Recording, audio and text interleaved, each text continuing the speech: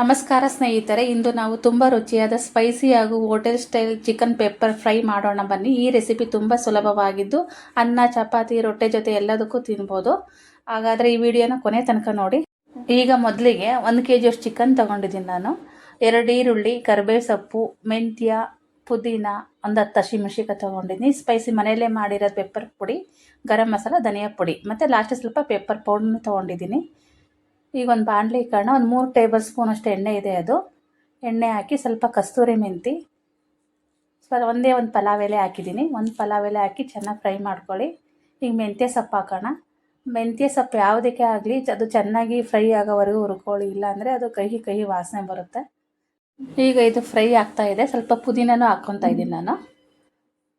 ಪುದೀನನೂ ಹಾಕಿ ಅದನ್ನ ಸ್ವಲ್ಪ 5 ನಿಮಿಷ ಫ್ರೈ ಮಾಡ್ಕೊಳ್ಳಿ. ಚೆನ್ನಾಗಿ ಫ್ರೈ ಮಾಡಿಕೊಂಡು ಆಮೇಲೆ ನಾನು 2 ಈರುಳ್ಳಿ ತೊಗೊಂಡಿದ್ದು. ಹಸಿಮೆಣ್ಸಿಕಾಯಿ ಫಸ್ಟ್ ಹಾಕೋಣ, ಯಾಕಂದರೆ ಸ್ವಲ್ಪ ಅದು ಖಾರದ ವಾಸನೆ ಎಲ್ಲ ಹೋಗಲಿ, ಎಣ್ಣೆಲಿ ಫ್ರೈ ಆಗಲಿ ಅಂತ ಫಸ್ಟ್ ಹಸಿಮೆಣ್ಸಿಕಾಯಿ ಹಾಕೋತಾ ಇದ್ದೀನಿ. ಈಗ 2 ಈರುಳ್ಳಿ ಹಾಕೋಣ. ನಿಮಗೆ ಇದು ಗೊಜ್ಜು ಜಾಸ್ತಿ ಬೇಕು ಅಂದರೆ ಸ್ವಲ್ಪ ನೀವು ಈರುಳ್ಳಿ, ಹಸಿಮೆಣ್ಸಿಕಾಯಿ ಎಲ್ಲ ಜಾಸ್ತಿ ಹಾಕ್ಬೋದು. ಆದರೆ ಇದಕ್ಕೆ ಟೊಮೊಟೊ ಹಾಕೋ ಹಾಗಿಲ್ಲ. ಟೊಮೊಟೊ ಹಾಕಿ ಟೇಸ್ಟ್ ಬೇರೆ ಆಗುತ್ತಿದ್ದು. ಈ ವಿಡಿಯೋ ಇಷ್ಟವಾದರೆ ಲೈಕ್ ಮಾಡಿ, ಶೇರ್ ಮಾಡಿ. ರೇಣುಕಾ ಅಮ್ಮನ ಅಡುಗೆ ಚಾನಲ್ಗೆ ಸಬ್ಸ್ಕ್ರೈಬ್ ಮಾಡ್ಕೊಳ್ಳಿ ಪ್ಲೀಸ್. ನೋಡಿ ಈಗ ಫ್ರೈ ಆಗ್ತಾ ಇದೆ. ಇದು ಉಪ್ಪು ಹಾಕೋಣ, ಸ್ವಲ್ಪ ಅರಿಶಿನ. ಚೆನ್ನಾಗಿ ಫ್ರೈ ಆಗಬೇಕು ಇದು ಒಟ್ಟಿನಲ್ಲಿ. ಇದಕ್ಕೆ ಯಾವುದೇ ನೀರು ಹಾಕೋ ಹಾಗಿಲ್ಲ. ಈಗ ನೋಡಿ ಚಿಕನ್ ಹಾಕೋಣ. 1 kg ಅಷ್ಟಿದೆ ಚಿಕನ್. ಇದು ಅದೆಲ್ಲ ನೀರು ಎಲ್ಲ ಬಿಟ್ಕೊಳ್ಳುತ್ತೆ. ಈಗ ನೀರು ಹೋಗೋವರೆಗೂ ಚೆನ್ನಾಗಿ ಫ್ರೈ ಮಾಡ್ಕೋಬೇಕು ನಾವೀಗ. ಒಂದು 5-10 ನಿಮಿಷ ಆಗುತ್ತೆ ಇದು ಫ್ರೈ ಆಗೋಷ್ಟೊತ್ತಿಗೆ. ನೀರು ಹೋಗೋಷ್ಟರಲ್ಲಿ ಲಿಡ್ ಮುಚ್ಚಿ ಬೇಯಿಸ್ಕೋಬೇಕು ಇದನ್ನು ಚೆನ್ನಾಗಿ ಕೈ ಆಡ್ಬಿಟ್ಟು. ಈಗ ಲಿಡ್ ಮುಚ್ತಾ ಇದ್ದೀನಿ. ಇದು ಲಿಡ್ ಮುಚ್ಚಿ ತೆಗೆದು ಬೇಯಿಸ್ಬೇಕಾಗತ್ತೆ. ಯಾಕಂದರೆ ನೀರಿನ ಅಂಶ ಎಲ್ಲ ಹೋಗಬೇಕು. ಚೆನ್ನಾಗಿ ಫ್ರೈ ಆಗೋದು ಏನಿಲ್ಲ ಅಂದ್ರೆ ಒಂದು ಕಾಲು ಗಂಟೆ ಇಲ್ಲ ಒಂದು 20-25 ನಿಮಿಷನಾದರೂ ಆಗುತ್ತೆ. ಚೆನ್ನಾಗಿ ನೀರು ಹೋಗೋವರೆಗೂ ಬೇಯಿಸಿ. ನೋಡಿ ನಾನು ಕರಿಬೇವು ಸೊಪ್ಪು ಹಾಕ್ತಾಯಿದ್ದೀನಿ. ಯಾಕೆ ಅರ್ಧ ಹಾಕ್ತಿದ್ದೀನಿ ಅಂದರೆ ಸ್ಮೆಲ್ ಚೆನ್ನಾಗಿ ಬರಲಿ ಅಂತ. ಈ ಪೆಪ್ಪರ್ ಡ್ರೈಗೆ ಕರಿಬೇವು ಮೇನ್ ಇಂಪಾರ್ಟೆಂಟು. ಇದಕ್ಕೆ ನಾನು ಹೇಳ್ದಂಗೆ ಟೊಮೊಟೊ ಬೇಕಾಗಿಲ್ಲ, ಹಂಗಾಗಿ ಸ್ವಲ್ಪ ಉಳಿಬೇಕು ಅಂತ ನಾನು ಮೊಸರು ಹಾಕ್ತಾಯಿದ್ದೀನಿ. ನೀವು ಬೇಕಾದರೆ ಹಾಕ್ಕೊಳ್ಳಿ, ಇಲ್ಲ ಸ್ಕಿಪ್ ಮಾಡಿ. ಇದು ಮುಕ್ಕಾಲು ಭಾಗ ಬೆಂದಾದಮೇಲೆ ಶುಂಠಿ ಹಾಕಬೇಕು.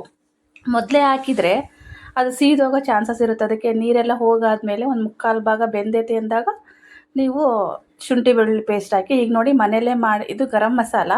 ಇದು ಮನೆಯಲ್ಲೇ ಮಾಡಿರುವಂಥ ಪೆಪ್ಪರ್ ಪೌಡ್ರ್ ಪುಡಿ, ಅಂದರೆ ಜೀರಿಗೆ ಮೆಣಸು ಹುರಿದ್ಬಿಟ್ಟು ಮನೆಯಲ್ಲೇ ಪುಡಿ ಮಾಡಿಕ್ಕಿರ್ತೀನಿ. ಸ್ವಲ್ಪ ಚಿಕನ್ ಮಸಾಲ.